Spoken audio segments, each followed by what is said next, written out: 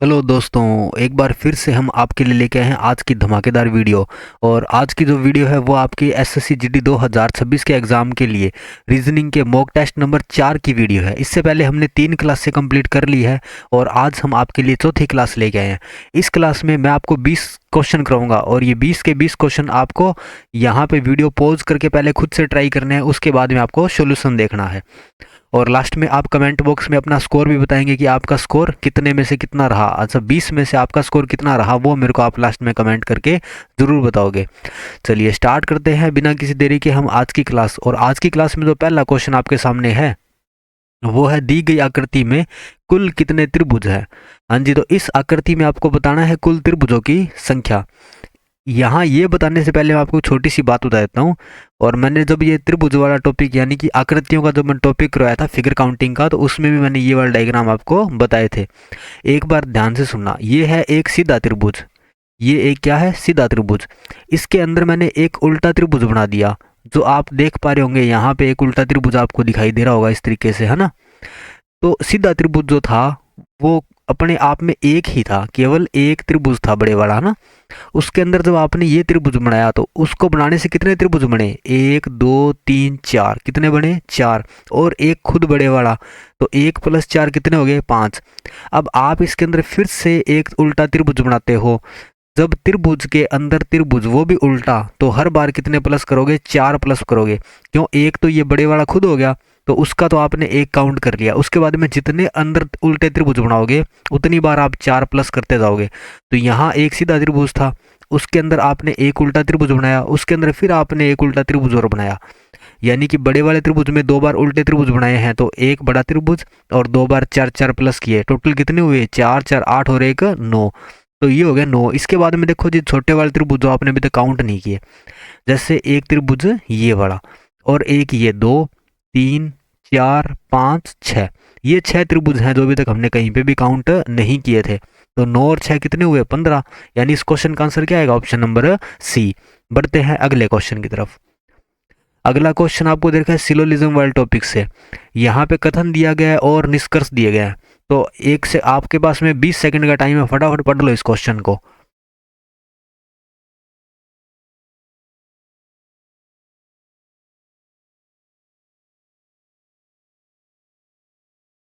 हाँ जी, पढ़ लिया क्वेश्चन। यहाँ पे कथन कह रहा है कि सभी पी आर है। सभी पी क्या है, आर। तो मैंने ये डायग्राम बना लिया कि सारे के सारे पी किसके अंदर आएंगे, आर में। फिर कह रहा है कुछ आर बी है, यानी ये सारे आर है ना, इनमें से कुछ आर क्या है, बी। तो केवल कुछ आर वाला हिस्सा लेना है, पी मत लेना साथ में, ठीक है। तो कुछ आर क्या है, बी। अब बात करते हैं निष्कर्ष की। निष्कर्ष कह रहा है कुछ बी पी नहीं है। अच्छा, ये कह रहा है जी कुछ बी पी नहीं है। देखो, बी पी हो भी सकते हैं, नहीं भी हो सकते, कन्फर्म नहीं है। तो ये वाली बात क्या होगी, गलत। क्योंकि अगर संभावना की बात करता तो ये बी पी हो सकते थे, ठीक है। लेकिन ये कह रहा है कुछ बी पी नहीं है, तो ये वाली बात क्या है, गलत। फिर कह रहा है कुछ आर बी है। तो कुछ आर बी है क्या, बिल्कुल है। लेकिन एक बात ध्यान से सुनना, कथन में भी कहा गया है कुछ आर बी है और सेम बात निष्कर्ष में कही गई है कुछ आर बी है। जब कथन में कही हुई बात ना निष्कर्ष में आती है तो वो क्या मानी जाती है, गलत। यानी कि सेम टू सेम अगर बात यहाँ निष्कर्ष में आएगी तो वो क्या मानी जाएगी, गलत। यानी कथन में कही हुई बात निष्कर्ष में नहीं आती और आएगी तो गलत।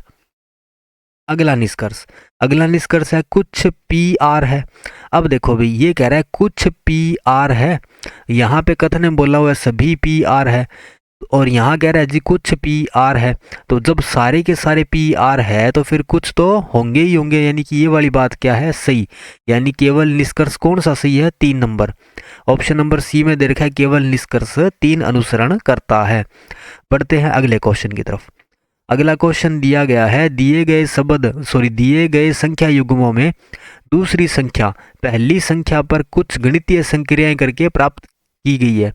एक को छोड़कर सभी संख्या युग्मों में समान संक्रिया का पालन किया जाता है। विषम संख्या युग्म ज्ञात कीजिए।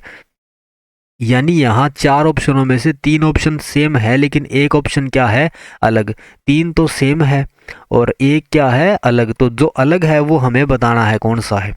देखो, 3 से 12 कैसे बना, हो सकता है 3 की स्क्वायर करके 3 जोड़ दिया जाए तो कितना होता है 12, या फिर 3 का 4 गुना कर दिया जाए तब भी क्या होता है 12। ये दो लॉजिक अपन लेके चल रहे हैं एक बार साथ में। अच्छा 5 से 17 कैसे बना?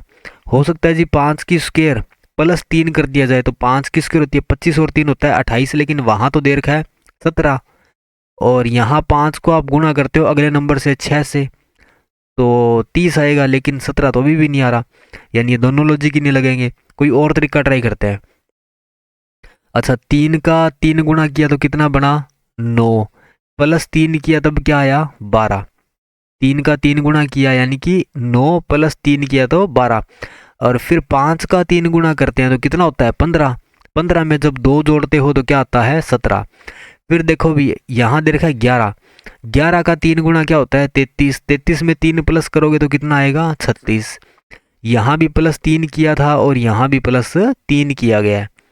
और ये जो 19 से 60 बनाया गया उसके लिए देखो।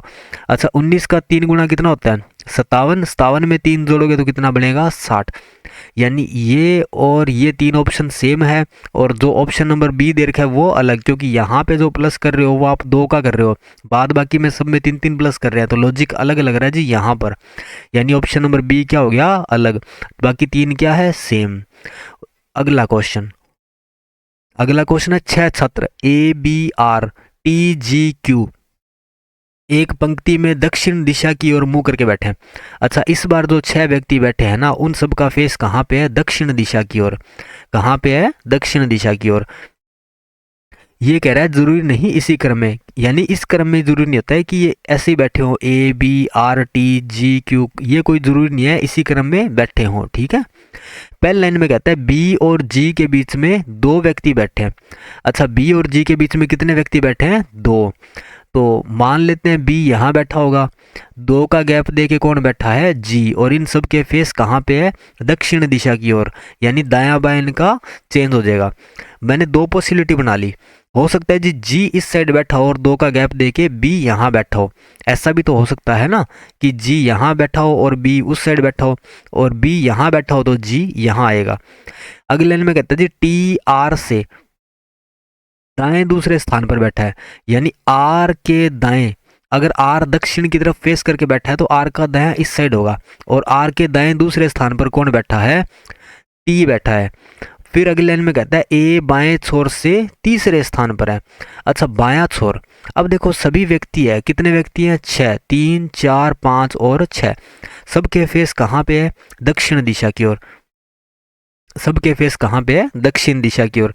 ये कह रहा है ए बाएं छोर से किस स्थान पे बैठा है तीसरे स्थान पे, ये वाली साइड है बायां और ये वाली साइड कौन सी है दायां।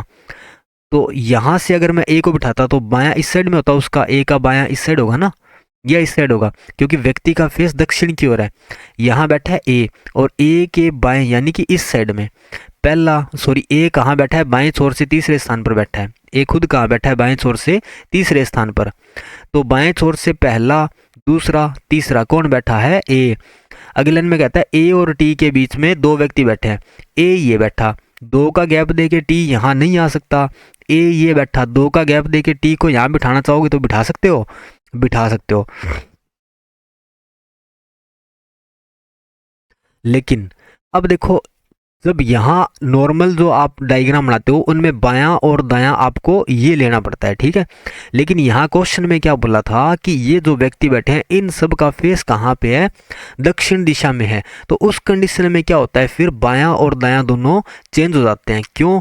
अगर आपका फेस उत्तर की ओर है, आपका फेस कहाँ है उत्तर की ओर, तो आपका बायां हाथ यानी लेफ्ट हैंड इस साइड में होगा, और आपका दायां हाथ जो है राइट हैंड वो किस साइड में होगा इस साइड में। समझ गए ये वाली बात। लेकिन यहां बोला था जी इन सब का फेस कहां पे है दक्षिण में, अगर फेस दक्षिण में है तो व्यक्ति का जो लेफ्ट हैंड है वो इस साइड में होगा और राइट हैंड जो है वो इस साइड में। यानी चेंज कब होता है फिर जब क्वेश्चन में बोला जाए कि फेस दक्षिण की ओर है या उत्तर की ओर, उस कंडीशन में क्या होता है बाएं दाएं चेंज हो जाता है। तो उम्मीद करता हूं सबको ये वाली बात अब समझ में आ गई होगी कि बाएं दाएं को हम कब चेंज करते हैं। ठीक है, अब बढ़ते हैं जी क्वेश्चन की ओर कि क्वेश्चन में क्या बोला गया था। इसने कहा है कि ए जो है वो बाएं छोर से तीसरे स्थान पर, मैंने कहा व्यक्ति बैठे हैं 6, 3, 4, 5 और 6। तो नॉर्मली तो हम बायां इस साइड बनाते हैं और दायां इस साइड, लेकिन क्वेश्चन के हिसाब से आप बायां इस साइड बनाओगे और दायां इस साइड में। क्यों? क्योंकि सबके फेस कहाँ पे है? दक्षिण दिशा की ओर। अब देखो इसने क्या कहा था, ए बाएं छोर से, यानी ये वाला जो छोर है बायां, यहाँ से ए कौन से स्थान पर बैठा है? पहला, दूसरा और तीसरा। तो यहाँ बैठा है ए। ये कह रहा है ए और टी के बीच में कितने व्यक्ति बैठे हैं? 2। तो अगर 2 का गैप देके मैं टी को यहाँ बिठाना चाहूँ तो बिठा सकता हूँ? नहीं, इस साइड में आ सकता है। 2 का गैप देके मैंने किसको बिठा दिया? टी को। अब आते हैं जो पॉसिबिलिटी अब मैंने बनाई थी पहले, अब उनको इस क्वेश्चन के हिसाब से इसमें सेट करते हैं। इसने कहा था टी, एक का गैप दे कौन आएगा? आर। टी ये बैठा, एक का गैप दे के यहाँ किसको बिठा दिया मैंने? आर को, क्योंकि आर का फेस कहाँ है? दक्षिण। और आर के दाएं दूसरे स्थान पर कौन बैठा था? टी। आर के दाएं दूसरे स्थान पर कौन बैठा था? टी। बी और जी के बीच में कितने व्यक्ति बैठे हैं? 2 व्यक्ति बैठे हैं। बी और जी के बीच में कितने व्यक्ति बैठे हैं? 2। अगर तो मैं बी को यहाँ बिठाता हूँ तो 2 का गैप दे के जी यहाँ नहीं आ सकता। अगर मान लो मैं बी को यहाँ बिठाऊं, 2 का गैप दे के जी यहाँ आ सकता है? आ सकता है, लेकिन यहाँ भी 2 कंडीशन थी कि जी इस साइड भी आ सकता है। तो मैंने यहाँ जी को बिठाया और यहाँ किसको बिठाया? इसके साथ में बी को। अभी इनका कन्फर्म नहीं है जी, स्थान अपने को कन्फर्म नहीं है। ठीक है, अब एक व्यक्ति रह गया, कौन सा? एक व्यक्ति रह गया क्यू, तो वो क्यू यहाँ बैठ जाएगा। पूछा क्या है? टी के ठीक बाएं कौन बैठा है? तो टी का ठीक बायां, यानी कि इस साइड में होती है दायां और इस साइड में होता है बायां। तो यहाँ बैठा है जी या तो बी या फिर जी, यानी ऑप्शन नंबर क्या होगा? डी हमारे क्वेश्चन का राइट आंसर। और ये बाएं दाएं वाली कन्फ्यूजन सबकी दूर होगी शायद दोनों तरीके से।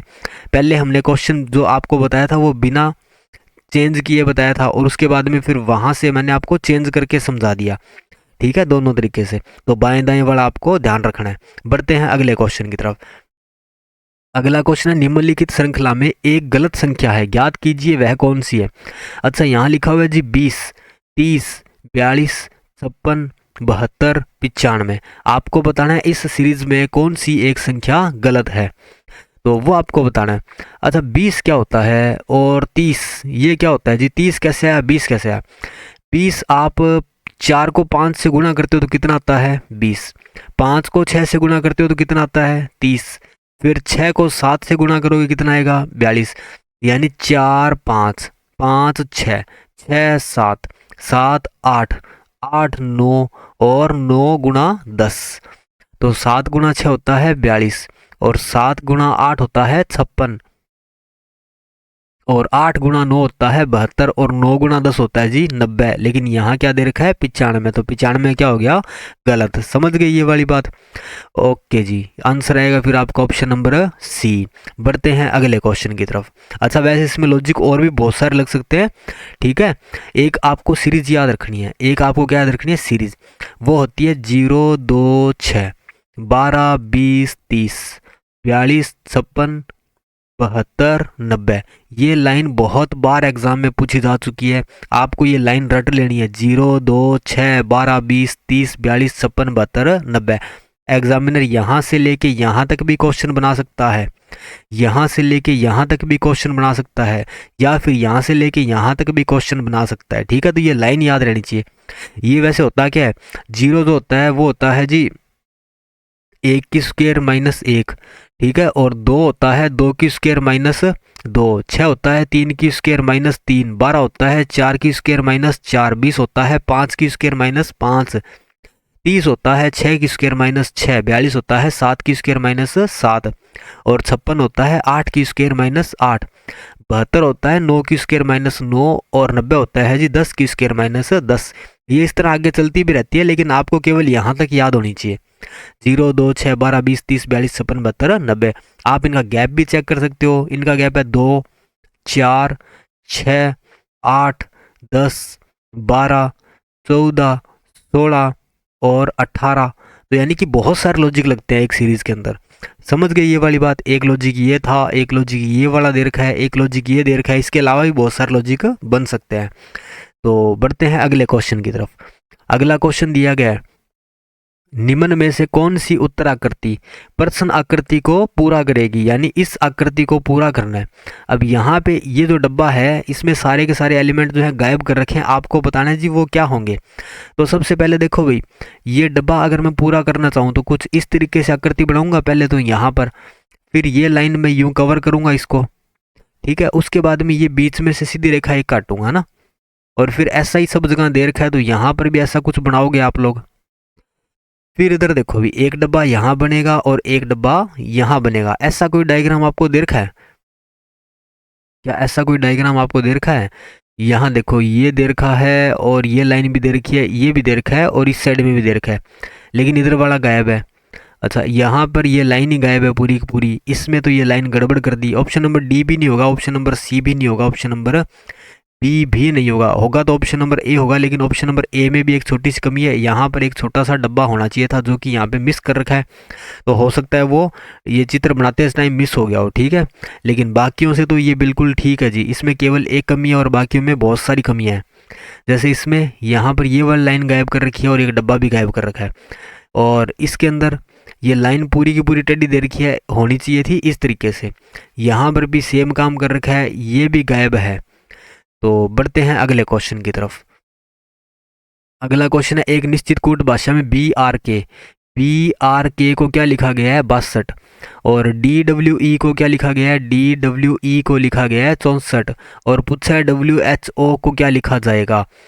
तो बी का नंबर क्या होता है? 2, आर का नंबर 18, के का नंबर 11। आप 18 और 2 को प्लस करोगे कितना हुआ? 20। 20 में 11 प्लस करोगे तो 31, और 31 का दुगुना क्या होता है? 62। यानी इन सब की नंबरिंग आपने कर ली, उन सबको ऐड करके दुगुना कर दिया। यहाँ देखो, डी का नंबर 4, डब्ल्यू का नंबर 23, ई का नंबर 5। तो 23 और 4 27, 27 और 5 32, और 32 का दुगुना कितना होता है? 64। यहाँ पर W का नंबर 23, H का नंबर 8 और O का नंबर 15। अब इनको जोड़ो, 15 और 8 कितना होता है? 23, 23 और 23 46। तो 46 का दुगुना क्या होता है? 46 का दुगुना होता है 92, जो कि हमें ऑप्शन नंबर डी में दे रखा है। बढ़ते हैं अगले क्वेश्चन की तरफ। आप वीडियो को पॉज करके एक बार खुद से ट्राई कीजिएगा, उसके बाद में आंसर चेक कीजिएगा, ठीक है। यहाँ पे कह रहा है जी, एक कक्षा में सभी 32 छात्रों की एक पंक्ति में उत्तर की ओर मुख करके खड़े हैं, यानी 32 विद्यार्थी हैं इस एक पंक्ति में, और इन सब का मुंह कहाँ पे है? उत्तर दिशा की ओर। टोटल कैंडिडेट कितने दे रखे हैं? 32। ये कह रहा है पुनीत दाएं छोर से 12वें स्थान पर है। अच्छा, ये वाली जो साइड है वो है दाईं साइड, और ये वाली जो साइड होती है वो कौन सी होती है? बाईं साइड। आपको दाएं बाएं को चेंज कब करना है? जब यहाँ उत्तर की जगह क्या लिखा हो? दक्षिण दिशा, तो फिर दायां और बायां आपस में चेंज हो जाएगा। ये कह रहा है पुनीत जो है वो दाएं छोर से 12वें स्थान पर है, यहाँ से पुनीत का स्थान कौन सा है? 12वां। तो यहाँ खड़ा है जी पुनीत, जबकि नीतू बाएं छोर से 16वें स्थान पर है, और जो नीतू है वो बाएं छोर से कौन से स्थान पर है? 16वें स्थान पर। और पूछा है पुनीत और नीतू के बीच में कितने व्यक्ति खड़े हैं? यहाँ बिल्कुल सिंपल सा काम करना होता है, इन दोनों व्यक्तियों को जोड़ दो। जब 16 को 12 के साथ प्लस करोगे कितना आएगा? 28। और इसके बाद में क्या करोगे? इनको माइनस कर दो टोटल व्यक्तियों में से। टोटल कितने हैं? 32। 32 में से जब आप 28 घटाते हो तो इनके बीच वाले जो बंदे हैं कितने हैं? 1 2 3 और 4। तो वो यहाँ आपको मिल जाएगा आंसर के रूप में। 32 में से 28 गए तो 4, यानी इनके बीच में कितने व्यक्ति बैठे हैं? 4। अगला क्वेश्चन। अगला क्वेश्चन है, दिए गए पैटर्न को ध्यानपूर्वक पढ़ें, वह संख्या यानी उस संख्या का चयन करें जो उसमें प्रश्न चिन्ह को प्रतिस्थापित करेगी। अब यहाँ दे रखा है जो बीच वाला नंबर है ना, वो आपको बताना है कि ये बीच वाला नंबर कैसे आया, ठीक है। तो 8 और 4 12, और 12 और 2 14। क्या इन दोनों को जोड़ने से बीच वाला नंबर आ रहा है? नहीं आ रहा। अच्छा, इनके गैप चेक कर लो, 8 में से 2 गया 6, 12 में से 4 गया 8, तो 8 और 6 14 होता है। हो सकता है जी इनको जोड़ के फिर -1 कर दिया जाए, 14 में से 1 गया तो 13। फिर यहाँ इनका गैप लो, 16 में से 4 गए 12, और 24 में से 8 गए 16। इन दोनों को जोड़ो, 28 -1 करोगे तो 27 आना चाहिए, लेकिन वहाँ दे रखा है 26, तो ये लॉजिक भी नहीं लगेगा। अच्छा, यहाँ इनको जोड़ा था ना अपने 12 और 14 को, तो 12 और 14 होता है जी 26। और 26 का हाफ कितना होता है 13। यहाँ देखो आपने क्या किया, 8 में 4 जोड़ा, फिर 2 जोड़ा और फिर 12 जोड़ा।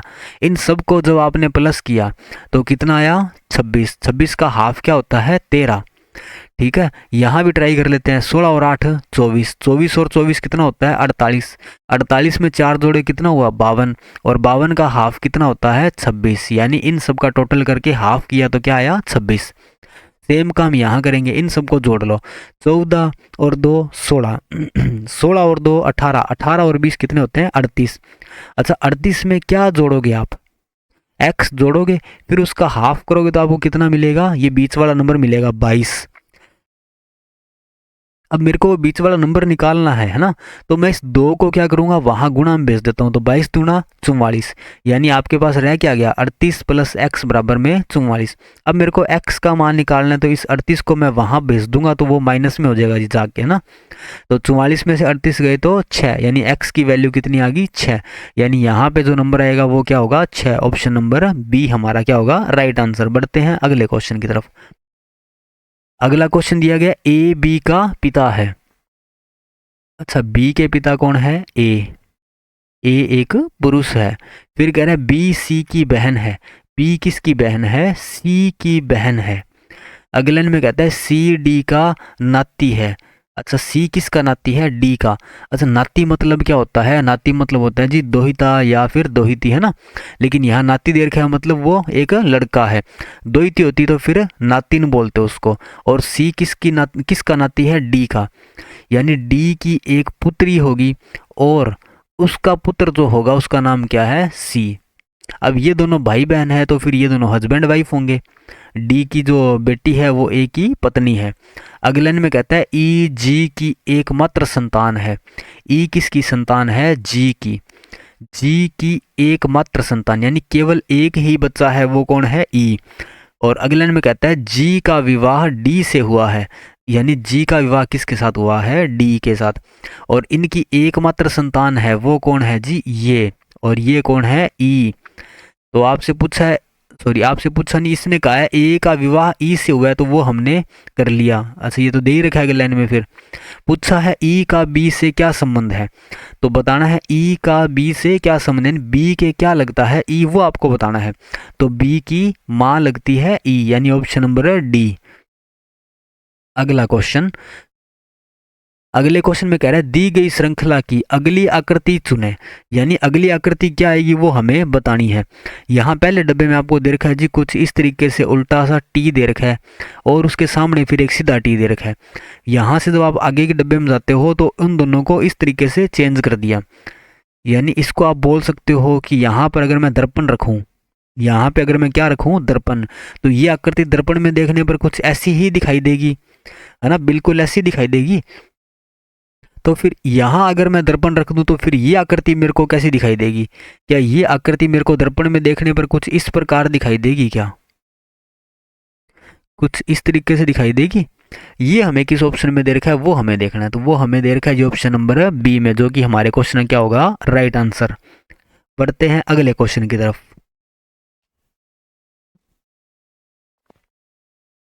हाँ जी, अगले क्वेश्चन में कहा गया है यदि वक्र का संबंध अंग से है, यानी कि ये जो वक्र होता है इसका संबंध किससे है अंग से, तो उसी प्रकार सेब का संबंध किससे होगा। जो ये वक्र होता है जिसको आप किडनी बोलते हो, है ना, लीवर वगैरह, तो वो कहाँ होते हैं जी बॉडी के अंदर होते हैं, आपके शरीर का एक हिस्सा होता है। तो सेब किसका हिस्सा होता है, दवाइयों का हिस्सा होता है क्या, नहीं। फलों का हिस्सा होता है, बिल्कुल। मिठाइयों का हिस्सा नहीं। आम का हिस्सा नहीं, आम तो खुद एक फल है। तो सेब का संबंध किससे होगा फिर फल से। तो आंसर क्या आएगा ऑप्शन नंबर बी। अगला क्वेश्चन, अगला क्वेश्चन, यदि P का अर्थ घटाव, यानी P जहां दे रखा है वहां पे कौन सा निशान लगाओगे माइनस का। चलो ये क्वेश्चन हम लिख लेते हैं एक बार। 15Q 3R 24P 12S2। तो P का मतलब क्या था घटाव, और P दे रखा है 24 के बाद में, यहाँ पे मैंने क्या लिख दिया घटाव यानी माइनस। क्यू का अर्थ है भाग, तो क्यू की जगह पे क्या लिख दिया, भाग। आर का अर्थ है जोड़, आर के स्थान पे क्या लगा दिया, जोड़। और एस का अर्थ है गुणा, तो एस के स्थान पे क्या लगा दिया, गुणा। अब इनको सोल्व कर लो और बोर्ड मास वाले नियम से इसको सोल्व करोगे। तो 15 में 3 का भाग गया, कितना आया, 5। 12 को जब 2 से गुणा किया तो कितना आया, 24। 5 प्लस 24 माइनस 24, इस माइनस के 24 से प्लस का 24 उड़ा दो, कितना रह गया जी, 5। यानी ऑप्शन नंबर बी हमारा क्या होगा, राइट आंसर। अगला क्वेश्चन ये कह रहा है उस विकल्प का चयन करें जो तीसरे चित्र से उसी तरह संबंधित है जिस तरह दूसरा चित्र पहले चित्र से संबंधित है। यानी ये जो पहले और दूसरे का रिलेशन है वैसा ही रिलेशन तीसरे और चौथे का आपको बताना है। ये देखिए हाथ और ये देखिए रिंग।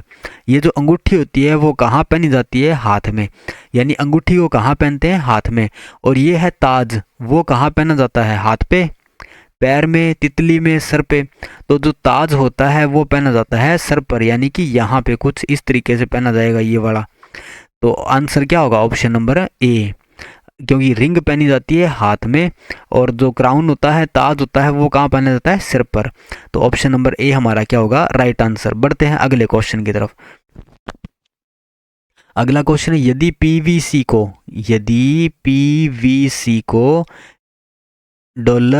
$@ लिखा जाता है और MNT इसको क्या लिखा गया है, हैज, एंड और परसेंट। तो आपको बताना है CMPNV इसको क्या लिखा जाएगा। अच्छा, यहाँ अल्फाबेट दे रखे हैं, यहाँ सिंबल दे रखे हैं, तो इनका कोई लेना देना है क्या। अगर नंबरों की बात होती तो अपन कन्वर्ट कर लेते, लेकिन अल्फाबेट और सिंबल में क्या क्या लॉजिक लगता है, आपको चेक करना है कुछ कॉमन मिल रहा है, नहीं मिल रहा। तो फिर देखो जी, यहाँ जो वर्ड लिखे हुए हैं क्या ये सारे के सारे वर्ड यहाँ दे रखे हैं क्या। तो सी भी दे रखा है, एम भी दिया हुआ है, पी भी दिया हुआ है, एन और वी भी दिए हुए हैं। यानी पी का कोड क्या है, $, वी का कोड क्या है, @ सी का कोड क्या है, स्टार। तो हमें यही मानने पड़ेंगे, इनके सामने वाले ही इनके क्या होते हैं, कोड। अगर कॉमन होता तो इसके बारे में बता दिया जाता, लेकिन यहाँ कॉमन वाला कोई सिस्टम नहीं है। हाँ जी, यहाँ सी का कोड फिर क्या हो जाएगा, स्टार। और एम का कोड क्या होगा, एम का कोड होगा हैज़। पी का कोड क्या होगा, पी का होगा $। और एन का कोड क्या हो जाएगा, एंड। और वी का कोड होगा @ ये किस ऑप्शन में है, स्टार हैज़ $, एंड @ यानी ऑप्शन नंबर सी में हमें दे रखा है। बढ़ते हैं अगले क्वेश्चन की तरफ। अगला क्वेश्चन है जी, इस श्रृंखला में क्वेश्चन मार्क के स्थान पे क्या आएगा वो हमें बताना है। यहां दे रखा है TDK 4, XHO 9, BLS और 16, FPW 25, क्वेश्चन मार्क। अच्छा, ये चीज़ तो समझ में आ गई होगी आप सबके लिखते टाइम। अगर आप स्क्वायर क्यूब याद कर रहे हो तो आपको ये बहुत जल्दी समझ में आ गई होगी। जैसे 2 की स्क्वायर, 3 की स्क्वायर, 4 की स्क्वायर, 5 की स्क्वायर, तो आगे क्या आएगा, 6 की स्क्वायर। 6 की स्क्वायर क्या होती है, 36, जो कि इस ऑप्शन में दे रखी है, इसमें दे रखी है, इसमें नहीं दे रखी है, यानी सी क्या हो गया, गलत। अब चेक करते हैं इनमें क्या लॉजिक लगा। टी का नंबर 20, एक्स का नंबर 24, बी का नंबर 2, एफ का नंबर 6। पहले सब में पहला अक्षर चेक कर लो। अच्छा, 20 से 24 पर जाते हो कितने प्लस करते हो, 4। 24 से जब 2 पर जाते हो कितने प्लस कर रहे हो, 4, क्योंकि 24 और 2 कितना होता है, 26। और 26 में जब 2 जोड़ोगे तो क्या आएगा, 2। और 2 + 4 कितना होता है, 6। तो फिर 6 + 4 कितना होगा, 10। और 10 पे क्या आता है, जे। अब चेक करते हैं दूसरा अल्फाबेट। यहाँ दे रखा है डी, जिसका नंबर है 4, एच का नंबर 8, एल 12, पी 16। 4, 8, 12, 16, 20। तो 20 पे क्या आएगा, टी, यानी T20, जे टी। अगला चेक करते हैं, के का नंबर 11, ओ का नंबर 15, यानी कितने प्लस कर रहे हैं, 4। एस का नंबर 19, 15 और 4 19, और 19 और 4 फिर कितना होगा, 23। और डब्ल्यू कितने पे आता है, 23 पे। 23 में 4 जोड़ोगे तो कितना बनेगा जी, 1, या फिर 27, क्योंकि 23 और 4 होते हैं 27, और 27 को बोलते हैं 1। ठीक है, और एक पे आता है ए। तो JTA36 हमें देखना है, JTA36 जो कि हमें ऑप्शन नंबर ए में दे रखा है। यहाँ दे तो रखा था लेकिन यहाँ 64 दिया हुआ था। ठीक है, तो ऑप्शन नंबर ए हमारा क्या होगा, राइट आंसर। बढ़ते हैं अगले क्वेश्चन की तरफ। फटाफट एक बार ट्राई करो आप सारे जने इसको।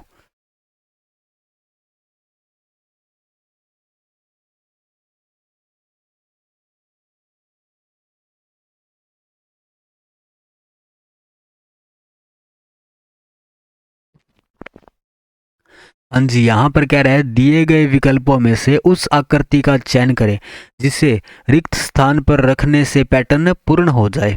तो यहाँ पे एक आपको आकृति दी गई है, उसमें एक जो है डब्बा जो है ये वाला उसको डार्क किया गया है।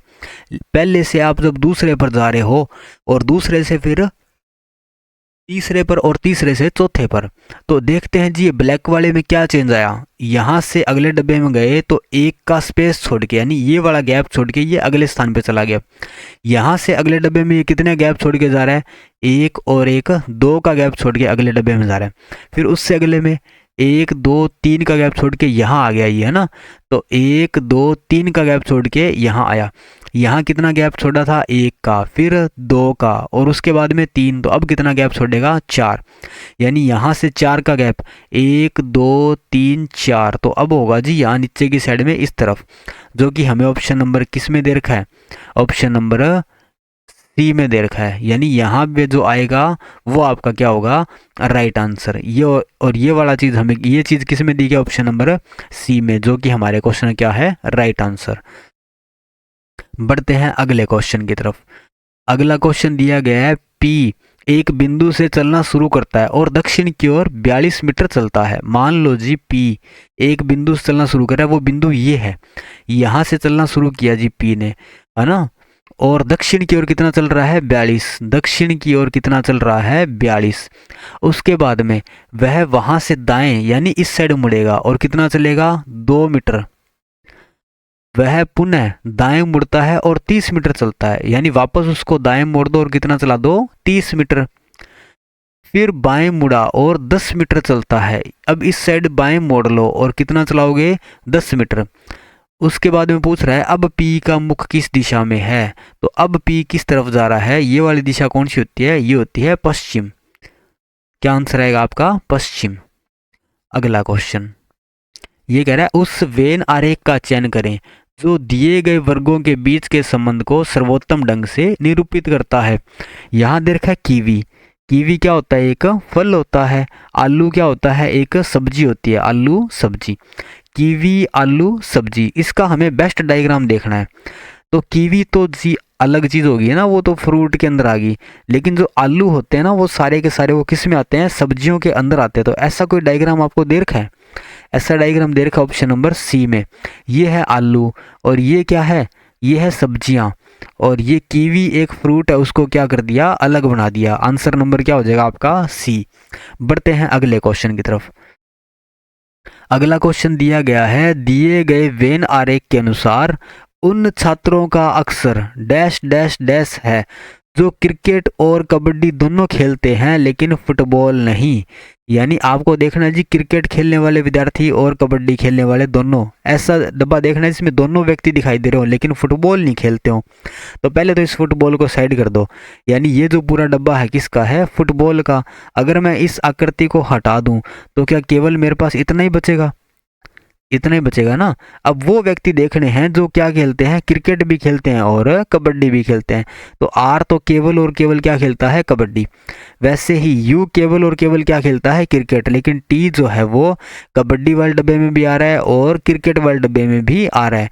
तो आंसर क्या हो जाएगा, ऑप्शन नंबर बी, जिसमें दे रखा है क्या, टी। अगला क्वेश्चन। अच्छा इतने 20 क्वेश्चन हो गए क्या, हाँ जी ये हो गए जी आपके 20 क्वेश्चन। और आप मुझे कमेंट करके ज़रूर बताओगे आपने 20 में से कितने सही किए, ठीक है। जितने भी आपके क्वेश्चन सही हो उतना कमेंट में आप ज़रूर करके मेरे को बताना। और क्वेश्चनों का लेवल कैसा लगा, ठीक है, वो भी मुझे आप बताओगे, इजी है, हार्ड है, मॉडरेट है, जैसा भी है आप मेरे को बताओगे। अगला सॉरी, अच्छा अगली स्लाइड पे आपको दे रखा है जी 10 दिन 10 टेस्ट। मैंने आपसे कहा था जी हम 10 दिनों में 10 टेस्ट करेंगे, तो अभी हम जो आज टेस्ट कर रहे थे वो था जी टेस्ट नंबर 4। कल हम करेंगे टेस्ट नंबर 5। इस तरीके से हम 10 टेस्ट कंप्लीट करेंगे 4-5 तारीख तक।